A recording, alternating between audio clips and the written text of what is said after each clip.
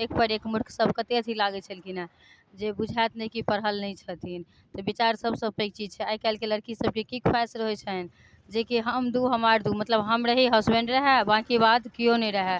अगर बाकी बात फैमिली नम्बर अइ, 3-4 भाइ लड़का छथिन, साउस ननदि अइ, तऽ ओ फैमिली नहि हुनका पसन्द। शादी हैत, आङ्गुर पकड़त। एखनका लड़को सब ई करै छथिन ने, जहाँ कि आङ्गुर पकड़लक कि तखनेसँ हुनका सबके इशारा चलऽ लगै छै, जे कि हाँ साइरोके डालापर मे कै रुपैआ दैके छै, नहि दैके छै।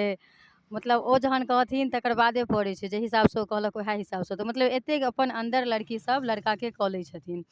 तकर बाद जे माँ जन्म देने छथिन, जे बहिन ओहि भाइके शादीके लेल आशा लगेने छथिन कि हमरा भाभी हैत, भातिज हैत, भतीजी हैत, बहुत किछु सपना रहै छै ओहि बहिनके, ओहि भाइके, ओहि माँके। लेकिन ओ एगो लड़की जे आबै छथिन ने, तऽ घरके छीन भिन कऽ दै छथिन।